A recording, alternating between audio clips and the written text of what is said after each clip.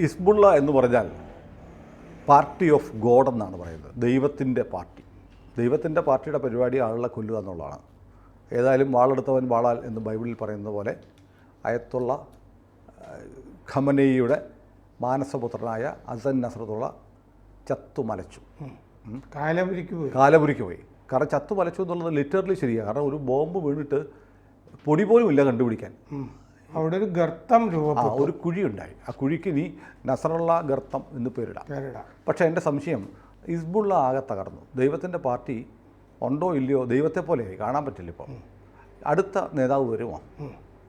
അടുത്ത നേതാവായിട്ട് സകല മാധ്യമങ്ങളും വിദേശ മാധ്യമങ്ങളും പറഞ്ഞിരിക്കുന്നത് ഹാഷം സഫിദ്ദീൻ എന്ന് പറഞ്ഞ ആളാണ്. അയാളും ഇതിൻ്റെ കൂടെ മരിച്ചോ എന്നൊരു സംശയം ഉണ്ടെന്ന് വിദേശ മാധ്യമങ്ങൾ പറയുന്നുണ്ട്. അതെ എന്ന് പറയുന്നുണ്ട്. അപ്പോൾ പിൻഗാമി ഉണ്ടോ ഇല്ലയോ എന്നുള്ള കാര്യത്തിൽ തന്നെ മകളുടെ ഭർത്താവാണ് അല്ലേ? അതെ, കസിൻ. ഇപ്പോൾ എക്സിക്യൂട്ടീവ് കൗൺസിലിൻ്റെ ഷൂര എന്നൊക്കെ പറയില്ലേ, അതിൻ്റെ മേധാവിയാണ് അദ്ദേഹം, ഹാഷിം സൈഫുദ്ദീൻ. ബന്ധുവായതുകൊണ്ട്, അതുപോലെ തന്നെ അദ്ദേഹം കല്യാണം കഴിച്ചിരിക്കുന്നത് സൈനബിനെയാണ്. ജനറൽ സുലൈമാനി, അതായത് ഖുദ്സ് മറ്റേ സേനയുണ്ടല്ലോ, വരേണ്യ സേന ഇറാനിലെ, അതിൻ്റെ ജനറൽ സുലൈമാനിയെ കൊന്നല്ലോ അമേരിക്ക. അപ്പോൾ ആ സുലൈമാനിയുടെ മകള് സൈനബാണ് ഇദ്ദേഹത്തിൻ്റെ ഭാര്യ. സൈനബ് ജീവിച്ചിരിപ്പുണ്ടോ എന്നുള്ള കാര്യത്തിലും സംശയമുണ്ട്. സൈനബ് മരിച്ചു എന്നാണ് ഇന്നലെ മീഡിയ വണ്ണിലെ അടുപ്പൂട്ടി ചർച്ച പറഞ്ഞത്. സൈനബ് മരിച്ചത് സങ്കടമായിരുന്നറിയാം അവർക്ക്. ചില റിപ്പോർട്ടുകൾ അത് ഈ അധർമ്മം പ്രവർത്തിക്കുന്നു ഇസ്രയേലിൽ നിന്നൊരു കാഴ്ചപ്പാട് മീഡിയ വണ്ണിനുണ്ട്. കരഞ്ഞ് കണ്ണീരൊലിച്ചില്ലെന്നേ ഉള്ളൂ. ദാവൂദിൻ്റെയും നമ്മുടെ റാവുത്തർ, നിഷാദ് റാവുത്തറുടെയൊക്കെ ഇതൊക്കെ എപ്പോഴും കാണുന്നുണ്ടല്ലേ? കാണുന്നുണ്ട്. എനിക്ക് നിലവിളി കാണാൻ ഭയങ്കര ഇഷ്ടമാണ്.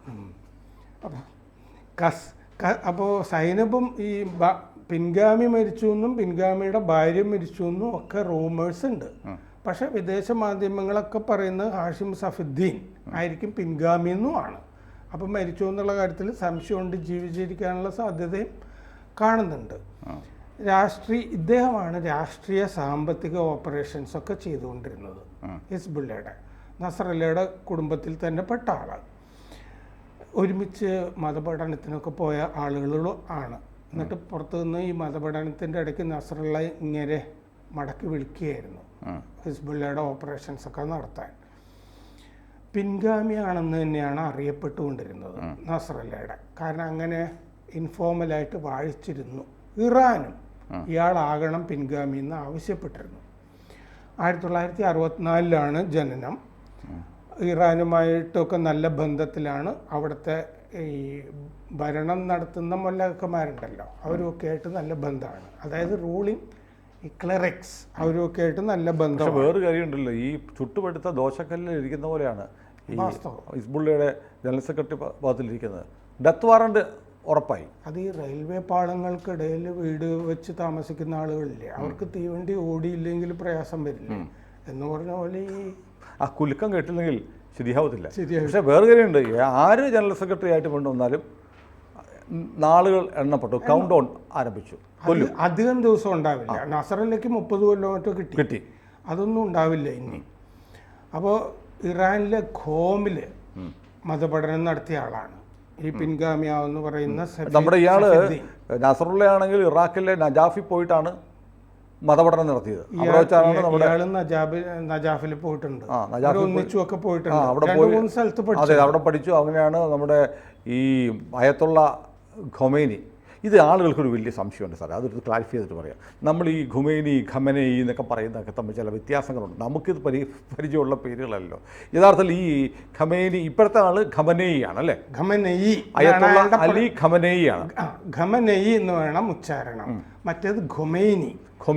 ആയത്തുള്ള എന്ന് പറഞ്ഞാൽ ഗ്രാൻഡ് മുഫ്തി. നല്ല അതൊരു പദവിയാണ്.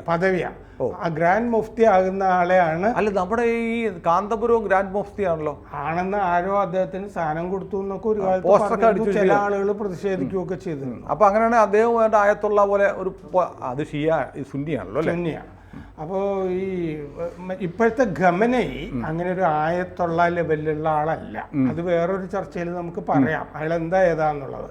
അലി അപ്പൊ ഇപ്പൊ ഉള്ള ആള്, ഇപ്പൊ ഒളിവിൽ പോയിരിക്കുന്ന ആള് ഖമനേയി. മറ്റേത് ഖൊമൈനി. അപ്പോൾ ഇറാനുമായിട്ടും അവിടുത്തെ മല്ലാക്കന്മാരും ഒക്കെ ആയിട്ട് നല്ല ബന്ധം. ഇറാനിൽ പഠിച്ചിരുന്നു. പിന്നെ മകൻ എൻ്റെ പേര് റിധ, ഭാര്യ സൈനബ് നേരത്തെ നമ്മൾ പറഞ്ഞു സുലൈമാനിൻ്റെ മകളാണ്. ഇറാനിൽ കൊല്ലപ്പെട്ട ജനറലിൻ്റെ സൈനബ് മരിച്ചു എന്ന് ചില പത്രങ്ങളിലൊക്കെ കാണുന്നുണ്ട്. ഈ ഭാര്യ മരിച്ചുപോയി. കാരണം എല്ലാവരും കൂടി ഒരു മീറ്റിംഗ് കൂടുമ്പോഴാണ് മറ്റേ ടണലും ഒക്കെ തകർക്കുന്ന ബങ്കർ ബോംബ് വെച്ച് പോയത്.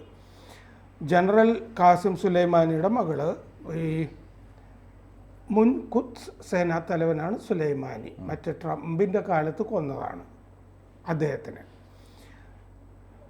ഈ കുടുംബപരമായിട്ടും മതപരമായിട്ടും നസറല്ലയായിട്ട് ബന്ധമുള്ള ആളാണ് ഇദ്ദേഹം. പിൻഗാമി പ്രവാചകൻ്റെ കുടുംബ പരമ്പരയാണ് നസറല്ല, അതെ, ഈ സൈഫുദ്ദീനും അതെ.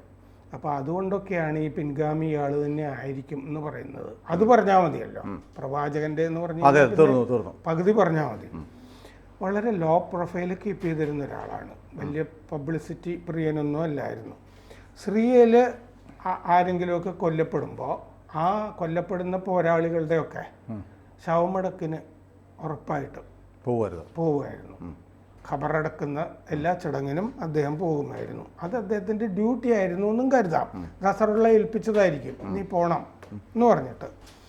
അസദ് സർക്കാരുണ്ടല്ലോ സിറിയയിലെ, ആ സർക്കാരിന് വേണ്ടപ്പെട്ടവനാണ്. അസദിന് വേണ്ടിയിട്ടാണ് ഈ വക കാര്യങ്ങളിലൊക്കെ പോയിക്കൊണ്ടിരുന്നത്. 2017 മുതൽ അമേരിക്കയുടെ ഭീകര പട്ടികയിലുണ്ട് ഈ സഫുദ്ദീൻ.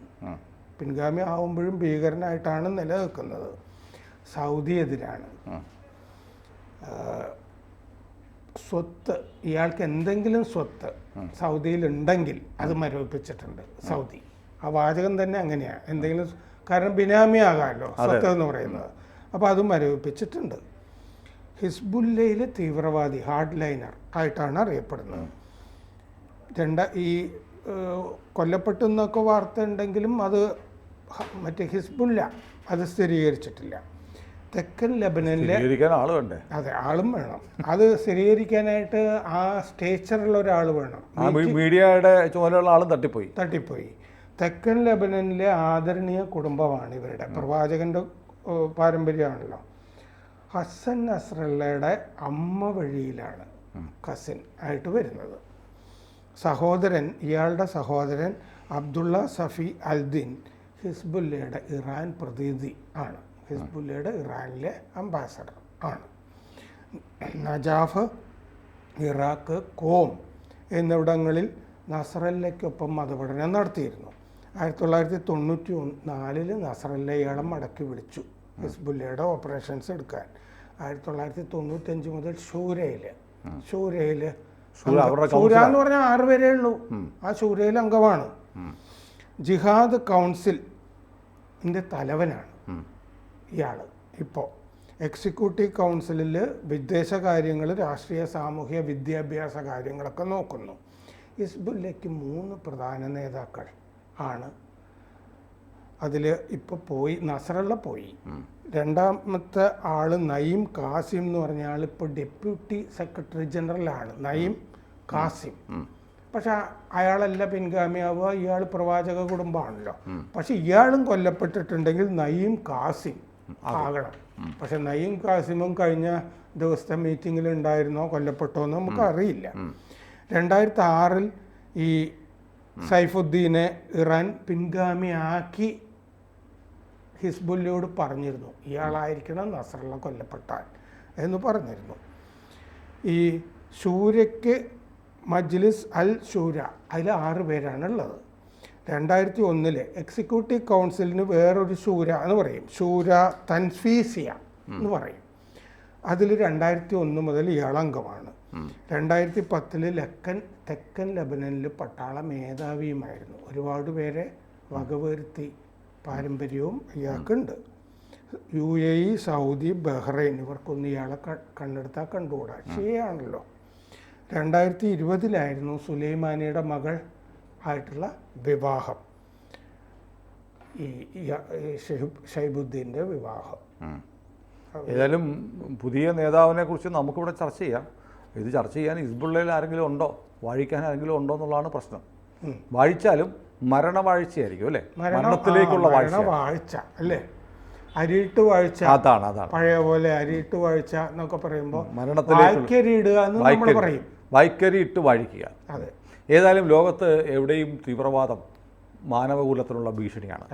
ഓരോ തീവ്രവാദിയുടെയും മരണം മാനവരാശിയുടെ ആഘോഷമാണ്. കൂടുതൽ വാർത്തകളും വിശേഷങ്ങളും നിങ്ങളിലേക്ക് എത്താൻ ABC മലയാളം സബ്സ്ക്രൈബ് ചെയ്യുക, ബെൽ ബട്ടണും അമർത്തുക.